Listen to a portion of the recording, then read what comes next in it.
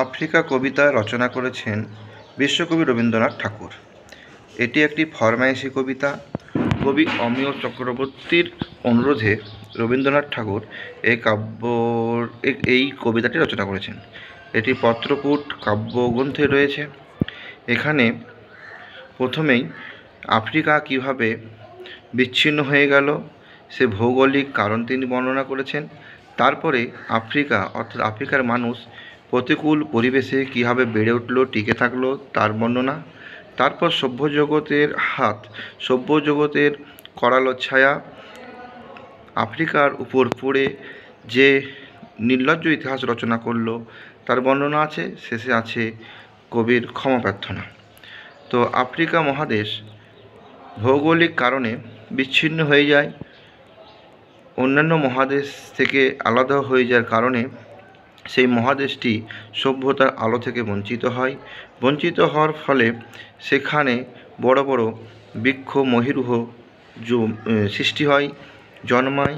কারণ যেখানে মানুষের অবাধ বিচরণ নাই, যেখানে কেবলমাত্র সেই দেশের মুষ্টিমেয় লোক বসবাস করে, যেখানে নগরায়ন নাই, শিল্পায়ন নাই, সেখানে সবসময় একটা অন্ধকার বিরাজ করে, সভ্যতার আলো সেখানে থাকে না।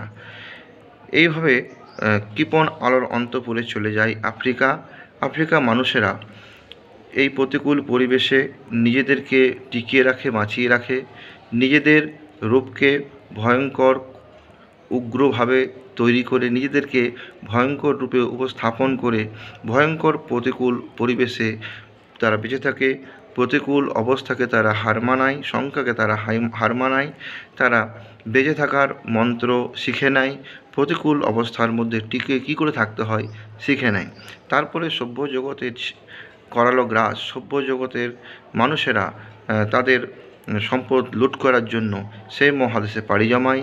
তারপরে সেখানকার মানুষদেরকে বন্দি করে, সভ্যের বর্বর লোভ প্রকাশ করে, তাদের হিংস্রতা এই ছায়াঘেরা আফ্রিকার বনভূমিতে বিচরণকারী নেকড়ে বাঘের নখের থেকেও তীক্ষ্ণ। তাদেরকে গোলাম বানালো, বন্দি করলো, তাদেরকে দিয়ে কাজ করালো, তাদেরকে অত্যাচার করলো, তাদের আর্তনাদে আকাশ বাতাস ভরে গেল, তাদের রক্ত ঝরল, সেই রক্ততে কাদার সৃষ্টি হলো এবং আফ্রিকার ইতিহাসে একটা নির্লজ্জ ছাপ সৃষ্টি হলো, নির্লজ্জ ইতিহাস তৈরি হলো আফ্রিকা আর মহাদেশের ইতিহাসে। তার সভ্য জগতের পাড়ায় সেখানকার এলাকাতে মঙ্গলময় দেবতার নামে পুজো পাঠ চলছে, শিশুরা খেলছে মায়ের কোলে, এদিকে আফ্রিকার আকাশে বাতাসে ক্রন্দন ধ্বনিত হচ্ছে। মানবতার শেষ পরিচয়টুকু থাকছে না, মানবতা সেখানে ভুল লুণ্ঠিত। কবি এই আসন্ন সন্ধ্যার শেষ রশ্মিপাতে তাদের পাশে দাঁড়িয়েছেন, ক্ষমা প্রার্থনা করেছেন। এটাই হলো সভ্যতার শেষ পুণ্যবাণী। কারণ সভ্য বুদ্ধিসম্পন্ন মানুষদের উচিত অন্যায়ের প্রতিবাদ করা।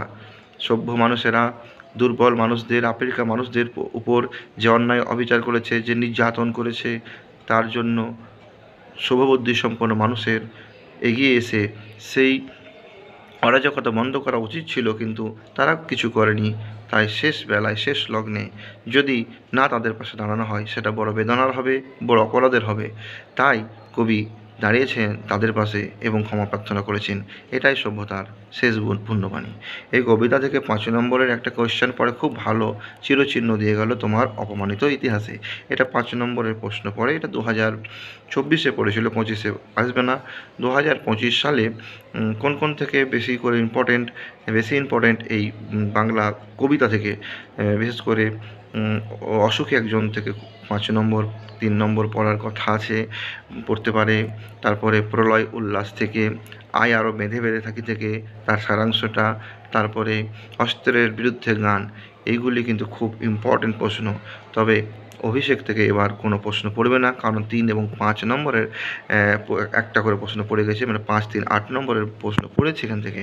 তো সিন্ধু তীরে থেকে আসতে পারে, যে পঞ্চকন্যা পাইলা চেতন বা সেই দ্বীপরাষ্ট্রটির বর্ণনা দাও, 3 নম্বরের পড়তে পারে। আর অশোক একজন থেকে ভালো বড় প্রশ্ন আসতে পারে, এটা করতে হবে। কিন্তু আমি সাজেশন দিয়ে দেবো ওই চ্যানেলেই দিয়ে দেবো সাজেশন, তোমরা ফলো করে রাখবে, লাইক কমেন্ট শেয়ার করবে আমার চ্যানেলটি ভালো লাগলে অবশ্যই সাবস্ক্রাইব করবে। পরে আবার দেখা হবে অন্য ভিডিওতে।